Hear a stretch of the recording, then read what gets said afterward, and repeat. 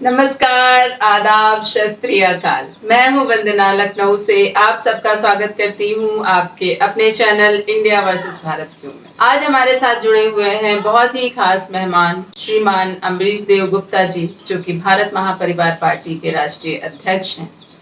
नमस्कार सर। नमस्कार। नमस्कार। तो आज हम चर्चा करने वाले हैं किसान बिल पर। किसान इसको काला कानून कहने पर मजबूर है। इन सब के बारे में हमें सर से जानकारी मिलेगी। तो सर पहला और दूसरा बिल तो पता चल गया, अब तीसरे बिल के बारे में भी बताइए। तीसरे बिल में सरकार ने जो है किसान को कृषि करार करने की स्वतंत्रता दी, जिसमें यह कहा है कि किसान जो है अपनी कीमत आश्वासन को लेकर के कृषि करार कर सकता है।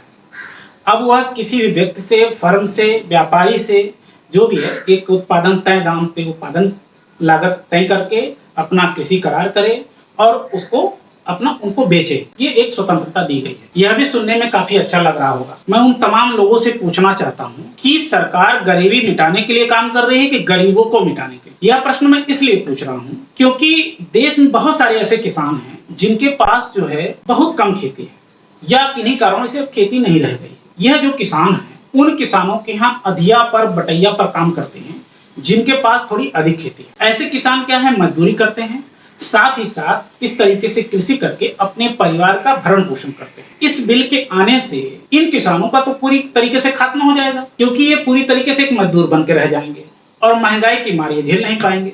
और जो तकनीकी आने वाली है उससे ये जो मजदूरी वाली व्यवस्था है वो भी समाप्त हो जाएगी। तब फिर क्या करेंगे? या किसान या तो जहर खाएगा या तो फांसी लगाएगा। सरकार ने इनके लिए दो विकल्प जो है छोड़ रखा। अब मैं बताना चाहूंगा कि उन किसानों को भी सबसे ज्यादा नुकसान है जो किसान कॉन्ट्रैक्ट फार्मिंग नहीं करना चाहेगा, क्योंकि जो कॉन्ट्रैक्ट फार्मिंग करेगा उसके अनाज की भंडारण और बिक्री तो वह व्यापारी कर देगा जिससे उन्होंने कॉन्ट्रैक्ट कर रखा है। लेकिन जो कॉन्ट्रैक्ट नहीं करेगा उसका अनाज का भंडारण तो भाई सरकार भी नहीं करने वाली और ना कोई व्यापारी करेगा। ऐसे में उस किसान को अपने अनाज को बेचने के लिए एक कठिनाई का सामना उठाना ही पड़ेगा। साथ ही साथ हो सकता है कम से कम कीमत पे अनाज बेचने के लिए उसे मजबूर भी होना पड़े। फिर क्या होगा कि यही जो किसान है वो अगले टाइम पे फिर कॉन्ट्रैक्ट फार्मिंग करेगा, कृषि करार करेगा और अपने अनाज को उत्पन्न करेगा। फिर क्या होगा? तो धीरे धीरे इस तरीके से जो बाजार की स्थिति है वो खेतों पे बढ़ती जाएगी और फिर जो महंगाई का जो स्तर है वो बढ़ता जाएगा और सबसे ज्यादा इसको झेलना किसको हो? देश की आम जनता को। ऐसा मैं इसलिए कह रहा हूँ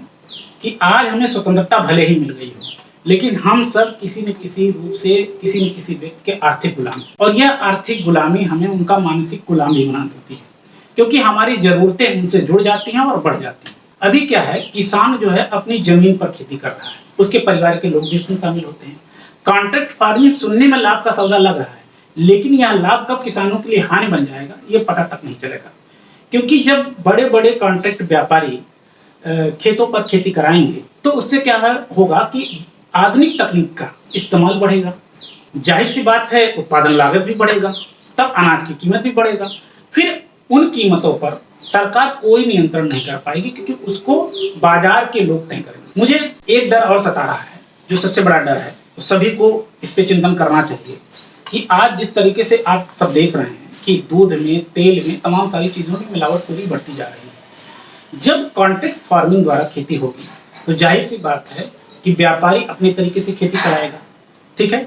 तब इसमें क्या होगा कि व्यापारी उत्पादन बढ़ाने के लिए तमाम प्रकार के यूरिया, पेस्टिसाइड, पोटाश, जो भी है, कीटनाशकों का प्रयोग करेगा, क्योंकि उसको उत्पादन से मतलब है, उसको किसी के स्वास्थ्य से कोई मतलब नहीं है। जबकि अभी जो किसान जो है खेती करता है तो वह गोबर की खाद है, जैविक खाद है, कुछ आवश्यकता अनुसार जो है यूरिया और तमाम सारी चीजों का प्रयोग करता है, क्योंकि उसका उपयोग वो स्वयं करता है। इस प्रणाली के आने से जब ऐसा होगा तो हमारी जो पारंपरिक कृषि व्यवस्था उसका भी अंत हो जाएगा, क्योंकि जो हमारी जो किसान है और किसानों की जो आने वाली पीढ़ियां हैं वो कृषि कार्यों से दूर होती जाएंगी।